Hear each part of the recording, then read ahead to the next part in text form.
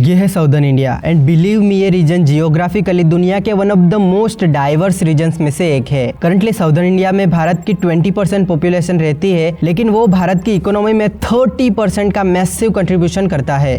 दक्षिण भारत के राज्य लगभग सभी सोशल और इकोनॉमिक इंडिकेटर्स, फिर चाहे वो लिटरेसी रेट हो, per capita income, human development index, poverty rate या जेंडर इक्वालिटी, ऑलमोस्ट सभी इंडिकेटर्स में ये स्टेट्स भारत के दूसरे राज्यों से ज्यादा अच्छा परफॉर्म करते हैं। साउथ इंडिया की ये ग्रोथ ऑब्वियसली यहाँ की स्टेट गवर्नमेंट्स द्वारा दशकों से इंप्लीमेंट की गई कई प्रोग्रेसिव पॉलिसीज के कारण हुई है। लेकिन एक और बहुत ही इंटरेस्टिंग और इम्पोर्टेंट फैक्टर है जिसे हम नेग्लेक्ट नहीं कर सकते, और वो है साउदर्न इंडिया की incredible geography. My name is Fenil and आपने अभी अभी ज्वाइन किया है द ग्राफिक अर्थ। वैसे हिस्टोरिकली विंध्य और सतपुरा रेंजेस को नॉर्दर्न और साउदर्न इंडिया की बाउंड्री माना जाता आया है। नर्मदा और महानदी रिवर्स एक नेचुरल बॉर्डर बनाती है जो उत्तर भारत को दक्षिण भारत से अलग करता है। इन रिवर्स का साउथ का हिस्सा ट्रेडिशनली दक्षिणापथ या दक्षिण के नाम से जाना जाता था, जिसमें साउदर्न इंडिया के 5 स्टेट्स के अलावा साउथ गुजरात, पूरा महाराष्ट्र, गोवा, साउथ मध्य प्रदेश, आधा छत्तीसगढ़ और ओडिशा का सिग्निफिकेंट हिस्सा आता था। एक्चुअली इस नेचुरल बॉर्डर ने कल्चरल डिफरेंस क्रिएट किया है और दोनों ही रीजन्स को लंबे समय तक कंप्लीटली अलग अलग किंगडम्स द्वारा रूल किया गया था। और जैसे कि मराठा एम्पायर का बेस रायगढ़ और पुणे भी नर्मदा रिवर के साउथ में ही था, तो मुगल एम्पायर के दौरान मराठा एम्पायर को भी दक्खनी किंगडम के नाम से जाना जाता था। हालांकि अभी भारत में प्रॉपर रीजनल डिवीजन हो चुका है। भारत खुद दुनिया का one of the most diverse country है और साउदर्न इंडिया ही भारत की इस डाइवर्सिटी का सबसे बड़ा केंद्र रहा है। दक्षिण भारत की इस लिंग्विस्टिक, इथनिक और कल्चरल डाइवर्सिटी के पीछे का कारण यहाँ की एक्सट्रीमली डाइवर्स जियोग्राफी ही है। वैसे पूरा भारत या इंडियन सबकॉन्टिनेंट ही हिस्टोरिकली अपनी जियोग्राफी के कारण बाकी दुनिया से आइसोलेटेड रहा है। भारत तीनों तरफ से ओशन से घिरा है, जबकि नॉर्थ में माउंटेन्स है। नॉर्दर्न बॉर्डर पर दुनिया की सबसे ऊंची माउंटेन रेंज हिमालय है, ईस्ट में अराकन माउंटेन रेंज, जबकि वेस्ट में हिंदू कुश माउंटेन रेंज है। चारों तरफ से इस आइसोलेशन के कारण हिस्टोरिकली भारत का बाकी दुनिया से काफी कम कांटेक्ट रहा है, जिससे यहाँ यूनिक कल्चर्स का विकास हुआ है। जियोग्राफिकली इंडियन सबकॉन्टिनेंट की एक ही कमजोरी थी, हिंदू कुश के माउंटेन पासिस, जहाँ से इजीली सेंट्रल एशिया से नॉर्दर्न इंडिया के प्लेन रीजन पर हमला किया जा सकता था। एंड इसी रास्ते भारत में सबसे ज्यादा फॉरेन इन्वेजन्स भी हुए हैं। नॉर्दर्न इंडियन किंगडम्स के एक दूसरे के साथ तो कॉन्फ्लिक्ट थे ही, लेकिन इसके साथ उन्हें फॉरेन इन्वेजन्स का भी सामना करना पड़ा। एक्चुअली नॉर्दर्न इंडिया की जियोग्राफी ही ऐसी है कि इस रीजन के पास अपना कोई स्ट्रॉन्ग नेचुरल डिफेंस है ही नहीं। पंजाब प्लेन्स से लेकर बंगाल प्लेन्स तक पूरा एरिया मैदानी इलाका था, जिसे कॉन्कर करना इतना मुश्किल नहीं था। इन इन्वेजन्स के कारण नॉर्दर्न इंडिया के कल्चर पर भी पर्शियन और तुर्किक कल्चर का इन्फ्लुएंस हुआ, और फ्रीक्वेंट इन्वेजन से वो अपनी कल्चरल और हिस्टोरिकल हेरिटेज को भी अच्छे से प्रोटेक्ट नहीं कर पाए। अब साउथ इंडिया इन सब से बहुत दूर था। नॉर्दर्न इंडिया के विपरीत ज्यादातर साउदर्न इंडिया प्लेटोस पर था। पहाड़ी और अनइवन जमीन किसी भी रीजन के लिए नेचुरल प्रोटेक्शन प्रोवाइड करती है। दक्षिण भारतीय किंगडम्स का सिर्फ एक दूसरे के साथ ही कॉन्फ्लिक्ट्स होता था, उन्हें फॉरेन इन्वेजन्स का बहुत कम सामना करना पड़ा। साउदर्न इंडिया में डिफरेंट टाइम पीरियड्स में कई स्टेबल किंगडम्स ने रूल किया, जैसे पांड्या, चोला, केरला पुत्र या चेरा, कदम्बा, काकातिया, होयसाला, पाल्लवा, राष्ट्रकूटा, चालुक्य और विजयनगरा, जिन्होंने दक्षिण भारत के सामाजिक, सांस्कृतिक, धार्मिक और राजनीतिक विकास में बहुत बड़ा योगदान किया है। इन्हीं एम्पायर्स के दौरान साउदर्न इंडियन हेरिटेज, लिटरेचर और आर्किटेक्चर का विकास हुआ। एंशिएंट सिटीज जैसे हम्पी, मदुरई, अमरावती, तंजावुर और कोल्लाम का निर्माण हुआ, और उन्हीं के टेम्पल्स आज भी देश विदेश में फेमस है, जिसके कारण आज southern Indian states heritage tourism में भारत में टॉप पर आते हैं। अपने हिस्टोरिकल साइट्स और टेम्पल्स के कारण तमिलनाडु, आंध्र प्रदेश और कर्नाटका भारत के टॉप मोस्ट विजिटेड स्टेट्स है। ये 3 स्टेट्स ही भारत के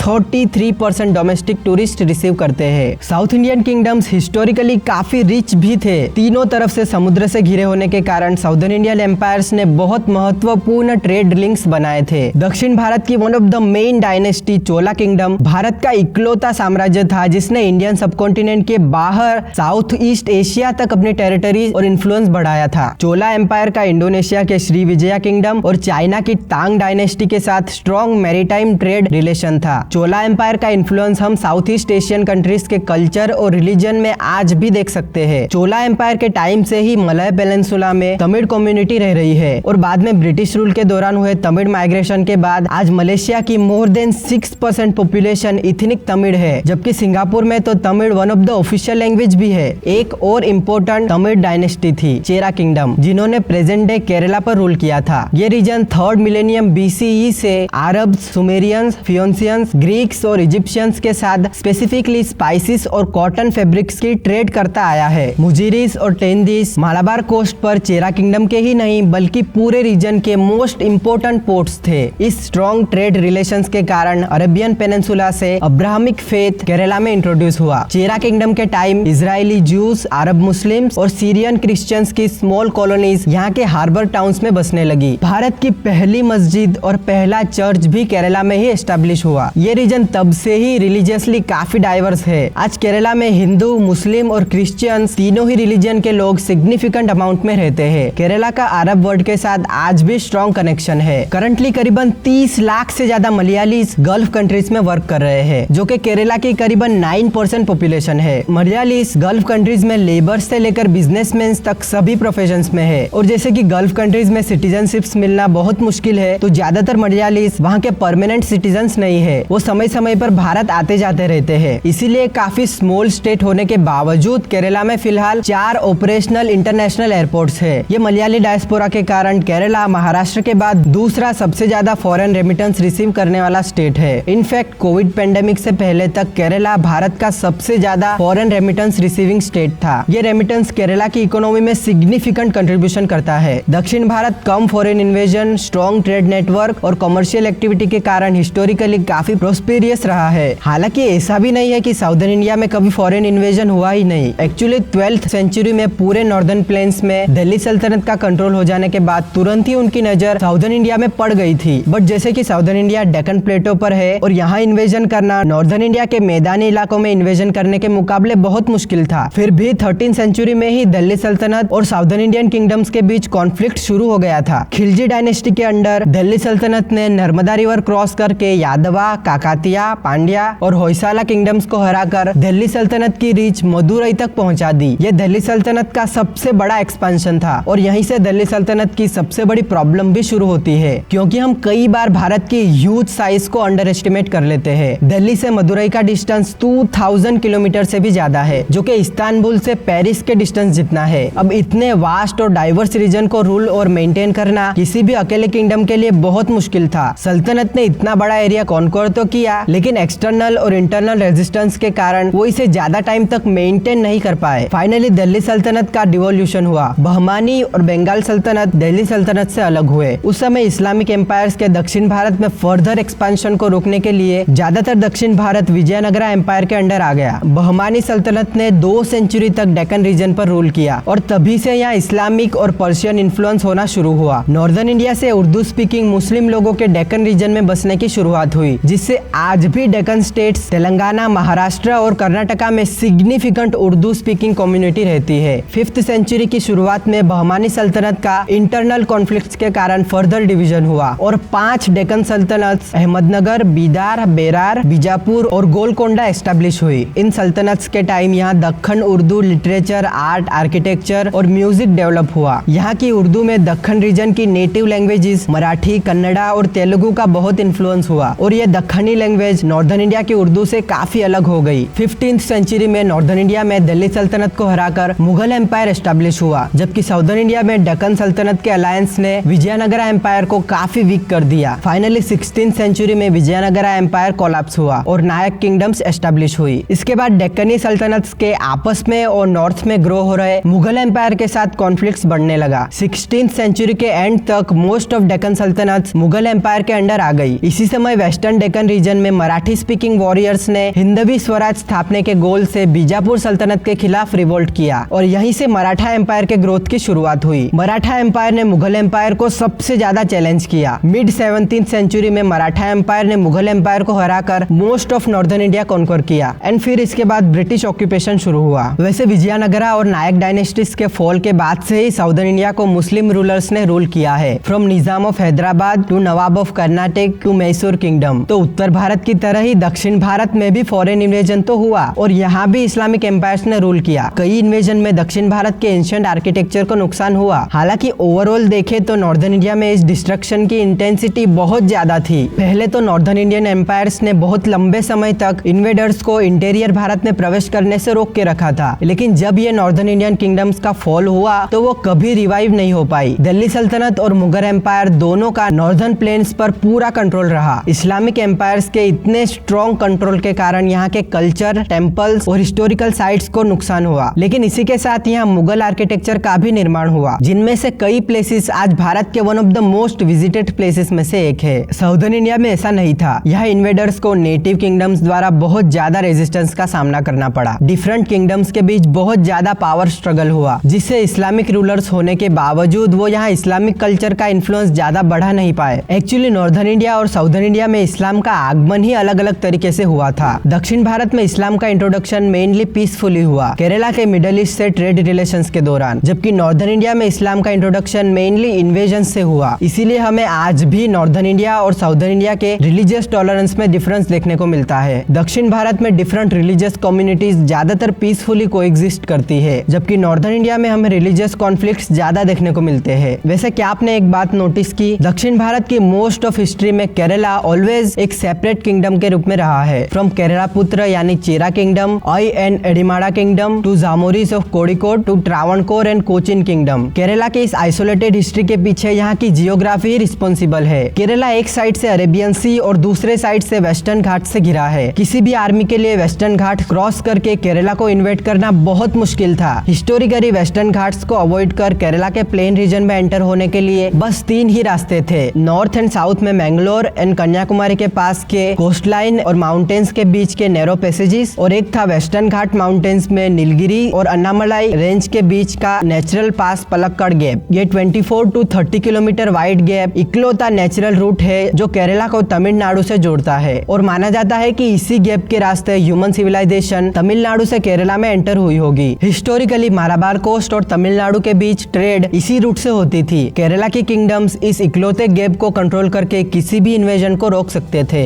पूरे दक्षिण भारत की जियोग्राफी में बहुत ही डाइवर्स टोपोलॉजिकल और क्लाइमेटिक पैटर्न का कॉम्बिनेशन है। दक्षिण भारत एक उल्टे ट्रायंगुलर शेप का पेनिनसुला है। दोनों ही साइड कोस्ट के पैरेलल वेस्टर्न घाट्स और ईस्टर्न घाट्स माउंटेन रेंज है, जिनके बीच में ये लार्ज पहाड़ी इलाका बनता है जिसे डेक्कन प्लेटो कहा जाता है। डेक्कन प्लेटो एवरेज 600 मीटर ऊंचा है, जो साउदर्न इंडिया का ज्यादातर एरिया कवर करता है। वेस्टर्न घाट माउंटेन ईस्टर्न घाट माउंटेन के कंपेयर में ज्यादा ऊंचे है, जिससे यहाँ वेस्ट टू ईस्ट का एक स्लोप बनता है, और इसी के कारण डेक्कन प्लेटो की ज्यादातर rivers west to east flow करती है। डेक्कन प्लेटो के वेस्ट में वेस्टर्न घाट माउंटेन्स तापी नदी के साउथ से शुरू होकर 1600 किलोमीटर तक भारत की साउदर्न टिप कन्याकुमारी तक जाता है। वेस्टर्न घाट माउंटेन्स, जिन्हें सह्याद्री माउंटेन भी कहा जाता है, वो हिमालय से भी बहुत पुराने हैं, जिनका उद्भव 150 million years ago super continent Gondwana के ब्रेकअप के दौरान हुआ था। आज ये माउंटेन रेंज गुजरात, महाराष्ट्र, गोवा, कर्नाटका, केरला और तमिलनाडु का 1,60,000 स्क्वायर किलोमीटर का एरिया कवर करता है, और यहीं से भारत की 40% रिवरीन ड्रेनेज सिस्टम्स का ओरिजिन भी होता है। वेस्टर्न घाट से वेस्टर्न कोस्ट के बीच नैरो प्लेन जमीन है, जिसे गुजरात से गोवा तक कोंकण, कर्नाटका में कनारा और केरला में मालाबार कोस्ट कहा जाता है। ये रीजन भारत का one of the most wettest region है। एक्चुअली वेस्टर्न घाट्स पूरे भारत के क्लाइमेट और वेदर पैटर्न को बहुत ज्यादा अफेक्ट करते हैं। ये mountain south west monsoon winds को बहुत हद तक ब्लॉक कर देते हैं, जिससे वेस्टर्न कोस्टल प्लेन्स की सिटीज जैसे मुंबई, पणजी और कोची में बहुत ज्यादा बारिश होती है, जबकि वेस्टर्न घाट्स के ईस्ट में डेक्कन प्लेटो की सिटीज पुणे, मैसूरू और मदुरई में कंपेरेटिवली कम बारिश होती है। 67 मिलियन साल पहले क्रिटासियस पीरियड में हजारों सालों तक चले वॉल्केनिक एक्टिविटी के कारण डेक्कन हाईलैंड का निर्माण हुआ है, जिसके कारण ये रीजन कोल, आयरन और एस्बेस्टोस, क्रोमियम, माइका जैसे मिनरल्स और वेरियस प्रेशियस स्टोन्स से भरा पड़ा है। और हिस्टोरिकली भी इन मिनरल वेल्थ के कारण ही मौर्य और गुप्ता एम्पायर का डेक्कन रीजन में इंटरेस्ट जागा था। डेक्कन प्लेटो के ईस्ट में है ईस्टर्न घाट माउंटेन रेंज, जो ओडिशा से शुरू होकर आंध्र प्रदेश, तेलंगाना, कर्नाटका और तमिलनाडु तक जाती है। ईस्टर्न घाट माउंटेन्स काफी अनइवन है, क्योंकि जैसे कि डेक्कन प्लेटो की most of rivers west to east flow करती है, तो हजारों लाखों सालों से इन रिवर्स के कारण ईस्टर्न घाट माउंटेन का इरोजन हो रहा है। रिवर्स ने इस माउंटेन रेंज में बहुत सारे कट्स बनाए हैं। स्पेसिफिकली डेक्कन रीजन की 4 मेजर रिवर्स महानदी, गोदावरी, कृष्णा और कावेरी ईस्टर्न घाट कोस्ट लाइन से ज्यादा दूर है, जिसे यहाँ की coastal planes western coastal planes के कंपेयर में ज्यादा वाइड है। लोकली सुबर्ण रेखा रिवर से ऋषिकुल्या रिवर तक इसे उत्कल प्लेन, ऋषिकुल्या से कृष्णा रिवर तक इसे नॉर्दर्न सरकारस और इसके आगे साउदर्न टिप तक इसे कोरोमंडल कोस्ट कहा जाता है। ईस्टर्न कोस्ट की सभी रिवर्स बे ऑफ बंगाल में बड़े डेल्टास के रूप में मिलती है। अब दक्षिण भारत खुद जियोग्राफिकली इतना डाइवर्स है, तो यहाँ के स्टेट्स में भी एक दूसरे से कम्प्लीटली डिफरेंट जियोग्राफिकल फीचर्स है। साउदर्न इंडिया का नॉर्दर्न मोस्ट स्टेट है तेलंगाना, और यही है साउथ इंडिया का इकलौता लैंडलॉक स्टेट जिसके पास कोस्ट लाइन नहीं है। ऑलमोस्ट ऑलमोस्ट पूरा तेलंगाना डेक्कन प्लेटो पर सिचुएटेड है। और जैसे कि हमने बात की तो यहाँ भी वेस्टर्न घाट्स की रेन शेडो इफेक्ट के कारण काफी कम बारिश होती है। हालांकि साउथ इंडिया की दो मेजर रिवर्स गोदावरी का 20% और कृष्णा रिवर का 25% बेसिन कैचमेंट एरिया तेलंगाना में ही लाई करता है। लेकिन प्रॉब्लम यह है कि डेक्कन रीजन की रिवर्स पेरेनियल नहीं है। ये रिवर्स अपने पानी के सोर्स के लिए पूरी तरह रेन वाटर पर डिपेंडेंट है, जिसके कारण समर में रिवर्स सूख जाती है। जबकि नॉर्दर्न इंडिया के हिमालयन रिवर्स पेरेनियल रिवर्स है। इनका वाटर सोर्स हिमालय के ग्लेशियर्स है, जिससे समर में भी ग्लेशियर्स पिघलने के कारण इन रिवर्स में वाटर फ्लो बना रहता है। हालांकि डेक्कन रीजन की टोपोग्राफी के कारण यहाँ की नदियाँ आइडियल लोकेशन है हाइड्रो इलेक्ट्रिक प्रोजेक्ट्स के इंस्टॉलेशन के लिए, जो कि नॉर्दर्न इंडिया के मैदानी इलाकों में पॉसिबल नहीं है। कृष्णा रिवर पर मौजूद कोयना हाइड्रो इलेक्ट्रिक प्रोजेक्ट और श्रीशैलम डैम भारत के top 3 largest hydro electric power plants में आते हैं। तेलंगाना के भी मोर देन 50% पॉपुलेशन रोजी रोटी के लिए एग्रीकल्चर पर ही डिपेंडेंट है। अब जैसे नॉर्दर्न इंडियन फार्मर्स के पास ज्यादा फर्टाइल जमीन और लगभग पूरे साल भरपूर पानी अवेलेबल रहता है, तो वहीं डेक्कन रीजन के फार्मर्स को एग्रीकल्चर के लिए ज्यादातर मानसून पर ही डिपेंड करना पड़ता है। लिमिटेड वाटर रिसोर्स के कारण तेलंगाना में सेंचुरीज से इरिगेशन के लिए अलग अलग टेक्निक्स का यूज होता आया है, from lakes, ground water to tank irrigation. Limited resources के कारण यहाँ के फार्मर्स रिसोर्सेज के ऑप्टिमम यूज करने में नेचुरली ट्रेंड है। वो new farming, irrigation, pest control techniques को अडॉप्ट करने में आगे है, ताकि वो कम रिसोर्सेज में ज्यादा से ज्यादा प्रॉफिट हासिल कर सके। तेलंगाना ने गोदावरी, कृष्णा और उनकी ट्रिब्यूटरीज द्वारा इरिगेशन कैनाल नेटवर्क क्रिएट किया है, जिसे तेलंगाना ड्राई और एरिड होने के बावजूद ये रीजन सिग्निफिकेंट एग्रीकल्चरल आउटपुट देता है। तेलंगाना का south western lowland, Nalgonda, Mahbubnagar, Khammam, Kothagudem belt, जहाँ कंपेरेटिवली ज्यादा बारिश होती है, वो राइस प्रोडक्शन में आगे है। जबकि कम बारिश वाले north western highland, Deccan plateau region में ज्वार और बाजरा मेजर क्रॉप है। तेलंगाना अलोन भारत की 23% चिली और 16% कॉटन प्रोड्यूस करता है। इसके अलावा Telangana one of the major sunflower और सोयाबीन का भी प्रोड्यूसर है। डेक्कन प्लेटो में होने के कारण तेलंगाना एक मिनरल रिच स्टेट भी है। तेलंगाना इकलौता साउथ इंडियन स्टेट है जहाँ ह्यूज कोल रिजर्व मौजूद है। इसी के साथ तेलंगाना भारत का 47% काइनाइट और 9% लाइमस्टोन रिजर्व रखता है। तेलंगाना और आंध्र प्रदेश के बॉर्डर रीजन में है diamond capital of ancient world Golconda, जहां से अब तक के सबसे कीमती Kohinoor, the black hope, the pink Darya e Noor, Nizam and Jacob जैसे डायमंड्स निकले हैं। तेलंगाना का कैपिटल हैदराबाद एक इंटरेस्टिंग लोकेशन पर है। हैदराबाद से 400 किलोमीटर की रेडियस में कोई भी मेजर बड़ी सिटी नहीं है। तेलंगाना के अलावा महाराष्ट्र, कर्नाटका और आंध्र प्रदेश का सिग्निफिकेंट एरिया उनके कैपिटल के बजाय हैदराबाद से ज्यादा कनेक्टेड और डिपेंडेंट है। हैदराबाद करंटली भारत की 4th लार्जेस्ट सिटी है, जो कि भारत की 2nd largest information technology exporter और भारत का लार्जेस्ट फार्मास्यूटिकल हब है। तेलंगाना के साउथ वेस्ट में है दक्षिण भारत का largest state Karnataka, and undoubtedly Karnataka he southern India का मोस्ट डाइवर्स स्टेट भी है, जियोग्राफिकली भी और डेमोग्राफिकली भी। कर्नाटका 3 डिफरेंट जियोग्राफिकल जोन्स में डिवाइडेड है। अरेबियन कोस्ट और वेस्टर्न घाट्स के बीच का नैरो फ्लैटलैंड करावली, 3 कोस्टल डिस्ट्रिक्ट्स उत्तर कन्नड़ा, उडुपी और दक्षिण कन्नड़ा करावली का हिस्सा है। वेस्टर्न घाट्स के कारण कोस्टल कर्नाटका रीजन भारत में सबसे ज्यादा रेनफॉल रिसीव करता है, जहां कर्नाटका की 3 मेजर कोंकणी, कन्नड़ा और तुलु कम्युनिटीज रहती है, जो इस रीजन को कर्नाटका का कल्चरली मोस्ट डाइवर्स रीजन बनाता है। ये रीजन कर्नाटका का मोस्ट डेवलप रीजन भी है। वेस्टर्न घाट्स का रीजन कर्नाटका में मालेनाडु कहलाता है। इस रीजन से ही कर्नाटका की सभी मुख्य रिवर्स का उद्भव होता है। एंड इंटरेस्टिंगली रेन पैटर्न के कारण वेस्ट फ्लोइंग रिवर्स लाइक काली, नेत्रावती, शरावती, मंडोवी बहुत छोटी होने के बावजूद कर्नाटका का मैसिव 60% सरफेस वाटर कैरी करती है, जबकि ईस्ट फ्लोइंग तुंगभद्रा, कावेरी और उनकी ट्रिब्यूटरीज काफी बड़ी और लंबी होने के बावजूद कर्नाटका का सिर्फ 40% सरफेस वाटर कैरी करती है। वेस्टर्न घाट्स के बाद आता है डेक्कन प्लेटो रीजन, जिसे कर्नाटका में बायलू सीमे कहा जाता है। ये रीजन राज्य का मेजोरिटी एरिया कवर करता है। बायलू सीमे अगेन 2 डिस्टिंक्ट जियोग्राफिकल और कल्चरल डिविजन्स में डिवाइडेड है। नॉर्थ इंटीरियर कर्नाटका जो ड्राई ट्रीलेस लोलैंड प्लेटो है, जहाँ कर्नाटका का सबसे कम रेनफॉल होता है। इस रीजन में कोस्टल कर्नाटका के मुकाबले सिर्फ 1/5 रेनफॉल ही होता है, जबकि साउथ इंटीरियर कर्नाटका मैसूर प्लेटो पर सिचुएटेड है, जो कंपैरेटिवली ज्यादा हाइट पर है। स्टेट कैपिटल बेंगलुरु इसी हाईलैंड रीजन में है। इनफैक्ट बेंगलुरु सिटी का एवरेज एलिवेशन नॉर्थ में जम्मू कश्मीर की जम्मू सिटी से लगभग 3 गुना ज्यादा है, और यही one of the main reason है जिसे बेंगलुरु का क्लाइमेट भारत में वन ऑफ द बेस्ट माना जाता है। नॉर्थ कर्नाटका में कृष्णा और Tungabhadra basin and south Karnataka में कावेरी बेसिन के साथ कर्नाटका के डिफरेंट रीजन्स में डिफरेंट सॉइल पाई जाती है। कर्नाटका की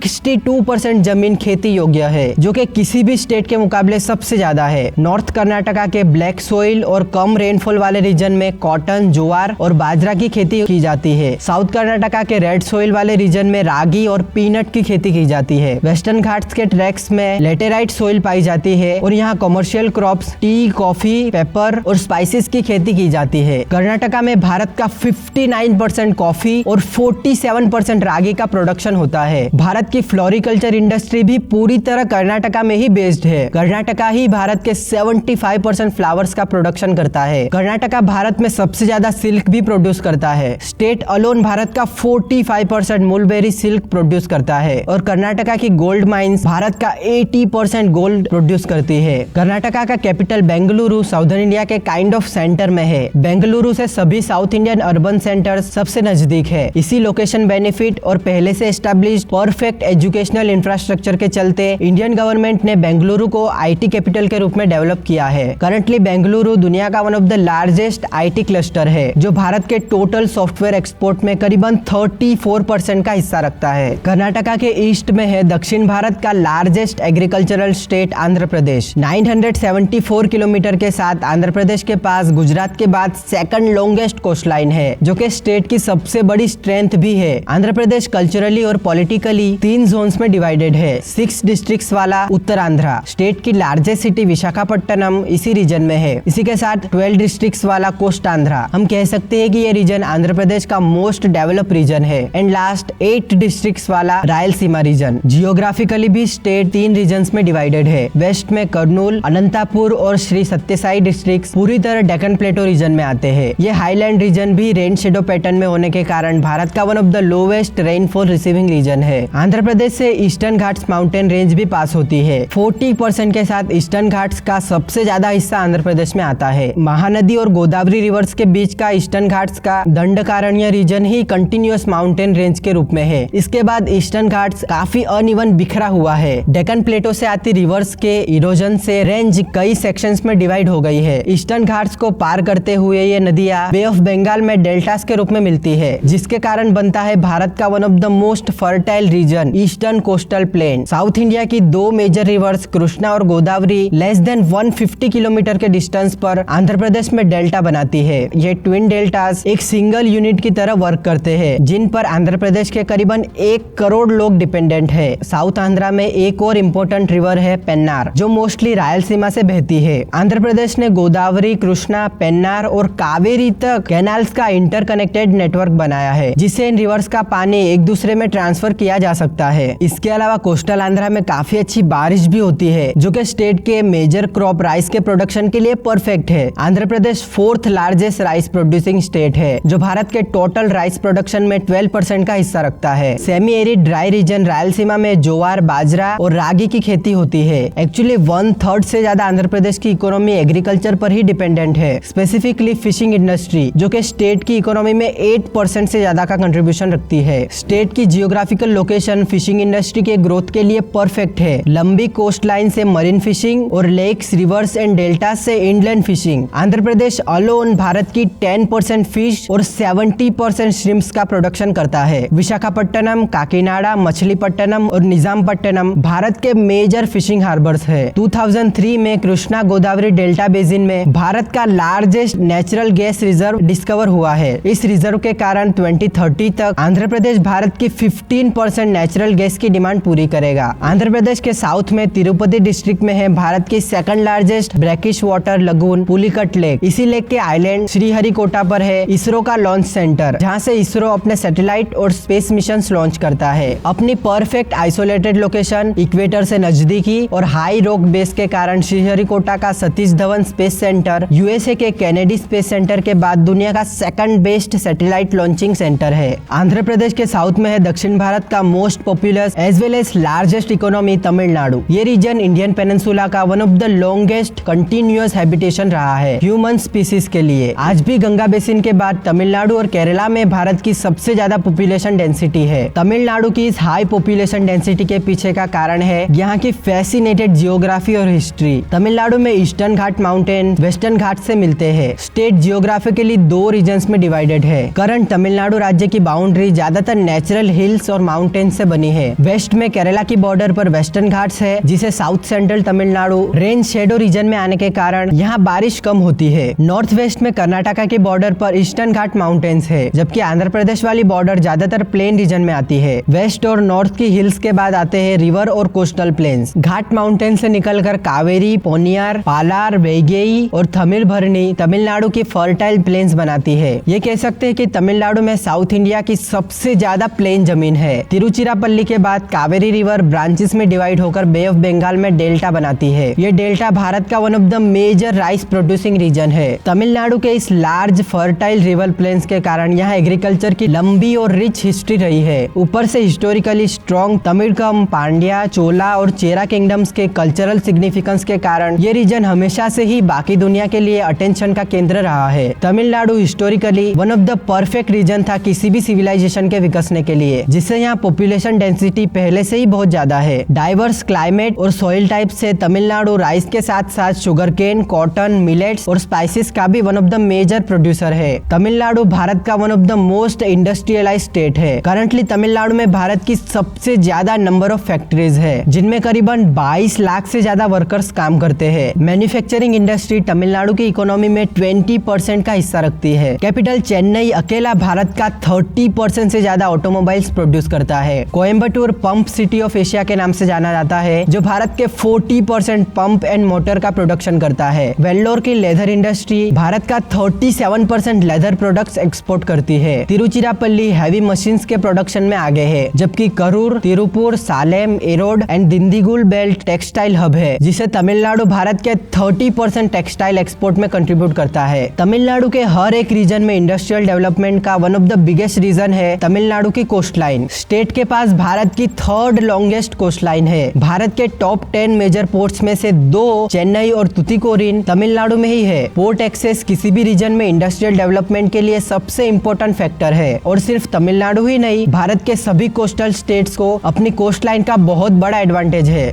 top 10 largest exporting states Bharat के टोटल एक्सपोर्ट में 85% का शेयर रखते हैं, और उनमें 7 कोस्टल स्टेट्स ही है। इन्हीं बेनिफिट्स के कारण आज ज्यादातर कोस्टल स्टेट्स इकोनॉमिकल और सोशल डेवलपमेंट में बाकी लैंडलॉक स्टेट से ज्यादा आगे है। तमिलनाडु के वेस्ट में है केरला, साउथ इंडिया का सबसे छोटा स्टेट, लेकिन फिर भी पूरे भारत का one of the most prominent. Western Ghats और अरेबियन सी के बीच सैंडविच केरला का आधा हिस्सा माउंटेनियस है और आधा हिली और प्लेन। स्टेट को जियोग्राफिकली 3 भाग में डिवाइड किया जा सकता है। ईस्टर्न हाईलैंड, जो कि वेस्टर्न घाट्स का थिक फॉरेस्टेड रीजन है, जिनकी एवरेज हाइट 900 मीटर है। पलक्कड़ पास के बाद एर्नाकुलम और इडुक्की डिस्ट्रिक्ट में अनामुडी पीक 2695 मीटर ऊंची है, जो कि हिमालय के बाद भारत में सबसे ऊंचा माउंटेन है। इन हाईलैंड से ही केरला की सभी मेजर 44 रिवर्स ओरिजिनेट होती है, जिनमें से सिर्फ 3 रिवर्स काबिनी, भवानी और पंबर ईस्ट डायरेक्शन में फ्लो करती है। ये रीजन परफेक्ट है टी, कॉफी और इलायची की खेती के लिए। केरला भारत में 4th लार्जेस्ट टी प्रोड्यूसर है। हाईलैंड के बाद आता है सेंट्रल मिडलैंड। ये रीजन हिल्स एंड वैलीज से बना है, जो केरला का मेजोरिटी 40% एरिया कवर करता है। इस रीजन की एलुवियल सॉइल के कारण यही केरला का मोस्ट ऑफ एग्रीकल्चर भी होता है। केरला का ज्यादातर राइस यही प्रोड्यूस होता है। इसके अलावा rubber, black pepper, tapioca, fruits, काजू और दूसरे स्पाइसेस की भी खेती की जाती है। केरला अलोन भारत का 74% रबर, 58% इलायची, 32% पेपर और 21% कॉफी का प्रोडक्शन करता है। सेंट्रल मिडलैंड के बाद आता है फ्लैट वेस्टर्न लोलैंड यानी कोस्टल प्लेन्स, जहां केरला की मोस्ट ऑफ मेजर सिटीज है और यहीं केरला की ज्यादातर पॉपुलेशन भी रहती है। ये रीजन रिवर एंश्योरीज, लेक्स, ब्रेकलिश कैनाल्स के क्रिस क्रॉस नेटवर्क से बना है, जिसे केरला बैकवाटर्स कहा जाता है। यही है भारत की लार्जेस्ट लेक वेम्बनाड, जो अलापुड़ा और कोची सिटीज के बीच है। अलापुड़ा, कोट्टायम और पटनामथिट्टा डिस्ट्रिक्ट में भारत का लोवेस्ट एल्टीट्यूड रीजन कुट्टनाड है, और ये दुनिया के सिर्फ कुछ रीजन्स में से एक है जहां बिलो सी लेवल कल्टीवेशन होता है। वैसे बिहार और वेस्ट बंगाल के बाद केरला भारत का 3rd most densely populated state है। केरला की इतनी हाई पॉपुलेशन डेंसिटी के पीछे मल्टीपल रीजंस है। मालाबार कोस्ट भारत का one of the most wettest place है। केरला में 44 मेजर रिवर्स है, जो कि उसके एरिया के कंपेयर में बहुत ज्यादा है। ये नदियां वेस्टर्न घाट से रिच सेडिमेंट्स कोस्टल प्लेन्स तक लाती है, जिसे Kerala plains one of the most fertile है। Perfect location for rice production. Historically western Ghats Kerala को नेचुरल प्रोटेक्शन देते आए हैं, जिससे यहाँ रहने वाली सिविलाइजेशन को एक्सटर्नल अटैक का काफी कम खतरा घेरा था। ऊपर से वेस्टर्न घाट्स आइडियल लोकेशन है स्पाइसेस और कैश क्रॉप्स की खेती के लिए। सेंचुरीज से केरला के स्पाइसेस पूरी दुनिया में फेमस है। स्पाइसेस ट्रेड और कमर्शियल एक्टिविटीज के कारण ये रीजन हमेशा से ही वन ऑफ द रिचेस्ट रहा है। अब किसी भी रीजन में अगर इतने भरपूर रिसोर्सेज हो तो वहाँ की सिविलाइजेशन में पॉपुलेशन ग्रोथ होती ही है। हालांकि केरला में पॉपुलेशन डिस्ट्रीब्यूशन काफी अनइवन है। केरला का 30% एरिया फॉरेस्ट कवर्ड है। आधे से ज्यादा केरला माउंटेनियस है जो कि रहने के लिए आइडियल नहीं है। केरला की करीबन 70% पॉपुलेशन कोस्ट लाइन के 30 किलोमीटर के डिस्टेंस के अंदर ही रहती है। बाकी का हिस्सा कंपेरेटिवली काफी एम्प्टी है। सेंसस डेटा के अकॉर्डिंग कोस्टल डिस्ट्रिक्ट्स थिरुवनंतपुरम और अलापुड़ा की पॉपुलेशन डेंसिटी 1500 पीपल पर स्क्वायर किलोमीटर है, जो कि दुनिया की 5th डेंसली पॉपुलेटेड कंट्री माल्टा की डेंसिटी जितनी है। जबकि केरला के लीस्ट डेंस डिस्ट्रिक्ट इडुक्की में सिर्फ 252 पीपल पर स्क्वायर किलोमीटर रहते हैं। वैसे केरला हमेशा से ही भारत का one of the most educated और डेवलप स्टेट रहा है। अब केरला में फर्टिलिटी रेट और पॉपुलेशन ग्रोथ भी काफी कम हो गई है। हालांकि स्टेट इको सेंसिटिव और यहाँ सूटेबल लैंड एरिया कम होने के कारण केरला में इंडस्ट्रियल डेवलपमेंट प्रॉपर तरीके से नहीं हो पाया। केरला में वहाँ की एजुकेटेड यूथ के लिए एम्प्लॉयमेंट अपॉर्चुनिटीज काफी कम है। स्टेट की 10% इकोनॉमी टूरिज्म पर और 30% इकोनॉमी फॉरेन रेमिटेंस पर डिपेंडेंट है। हालांकि अभी केरला आईटी इंडस्ट्री पर फोकस कर रहा है। केरला नाउ भारत का 8th largest software exporting state बन चुका है। इन कोच्चि भारत का one of the major IT hub है। वैसे आप कमेंट में बताइए आपको किस साउथ इंडियन स्टेट की जियोग्राफी सबसे इंटरेस्टिंग लगी। आई एम श्योर आपको ये वीडियो पसंद आई होगी। अगर हाँ तो प्लीज इसे लाइक जरूर करें। ये आपकी तरफ से एक बहुत इंपॉर्टेंट हेल्प होगी चैनल के ग्रोथ के लिए। Thank you so much for the watching till the end. मिलते हैं अगली ऐसी इंटरेस्टिंग वीडियो में। तब तक के लिए गुड बाय।